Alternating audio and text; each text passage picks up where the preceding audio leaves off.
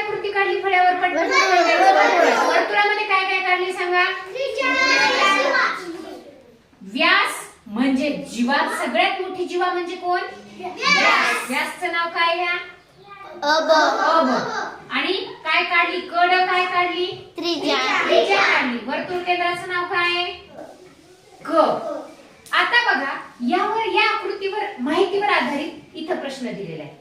अ आणि ब ची लांबी किती दिसते तुम्हाला? इथे दिसते. प्रश्न वाचते आता, मोठ्याने माझ्यासोबत वाचायचे. हा,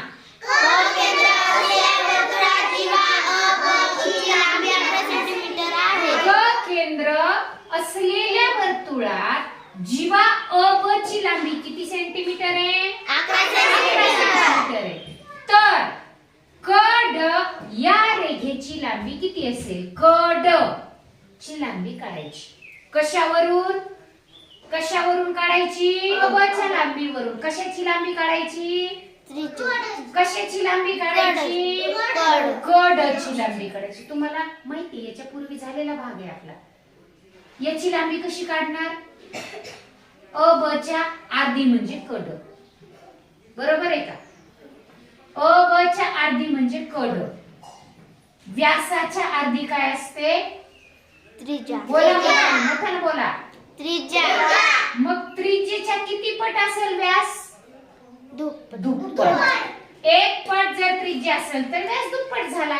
आता मला सांगा, याची 11, तुम्हाला माहितीये 10 चे अर्धे किती होतात? पटापट सांगा. 18 चे अर्धे, 18 चे अर्धे 20 चे अर्धे 10 होतात. 12 चे अर्धे 6. पण 11 चे अर्धे करायचे आपल्याला. बघा, स्कॉलरशिप मध्ये असा प्रश्न येतो, मग तेव्हा एक तर पर्यायामध्ये अर्धे करायचे म्हणजे काय? बघा, या 10 ला तुम्ही 2 ने भाग दिलं, बे 5 10 उत्तर आलं. या 18 ला 2 ने भाग दिला, बे 9 18 9 आले. याला 2 ने भाग दिला, बे 10 20 आले. याला 2 ने भाग दिला, 6 उत्तर आलं. बेसक 12. अर्ध करायचं म्हणजे कितीला भाग द्यायचा? 2 ने भाग द्यायचा. एक तर असं उत्तर पर्यायामध्ये असं, किंवा दशांशामध्ये असं. दशांशामध्ये याचं उत्तर येतं. कसं येतं आणि किती येतं ट्रिकनी बघायचं, भागाकार करत नाही बसायचं. कसं करायचं? 11. 11 च्या आधीचा अंक किती? 10. 10 च्या निम्मे किती? 5. 5 ला लावून द्यायचा 0.5. हे झालं याच्या निम्म. बघा किती सोपं. भागाकार करत बसायचं नाही स्कॉलरशिप मध्ये, पटकन ट्रिकनी उत्तर काढावं लागतं. दुसरं उदाहरण देऊ आपण. विषम संख्या सांगा मला आणखी. 13.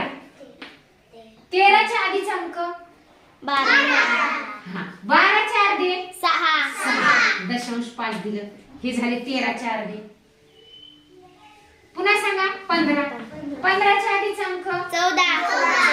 14 च्या अर्ध सांगा किती? दोन्ही 14. 7. 0.5. हे झाले याच्या अर्ध. आहे की नाही सोपं? काय अवघड आहे? मग सांगा मला 11/2 चं दशांशामध्ये किती असेल अर्ध? 5.5 किंवा 5.5. एक तर पर्यायामध्ये हे उत्तर असेल किंवा हे उत्तर असेल. आता तिथं हे होतं म्हणून आपण हे उत्तर, पण तिथं कोणतीही संख्या असू शकते. समसंख्येमध्ये असेल तर आपल्याला अर्ध तर उत्तर कळतच, पण जर विषम असेल तर या पद्धतीने फक्त पॉइंट लावायचा, त्याच्या अगोदरचा अंक घ्यायचा, त्याचे अर्ध करायचं, त्याला 0.5 लावायचं. या पद्धतीने आपण या प्रश्नाचं उत्तर काढू शकतो. म्हणजे आता या प्रश्नाचं उत्तर किती आलं बरं? एक तर 11/2 किंवा 5.5. पर्यायामध्ये काय उत्तर दिलं हे बघायचं आणि या पद्धतीनं अर्धे करायचे. विषम संख्येच्या अर्ध या पद्धतीने करणार. त्याच्या आधीचा काय? त्याच्या आधीचा काय घ्यायचा? समसंख्या. त्याच्या आधी समसंख्या त्याचे निम्मे करायचे आणि त्याच्या पुढे काय लावायचा? 0.5.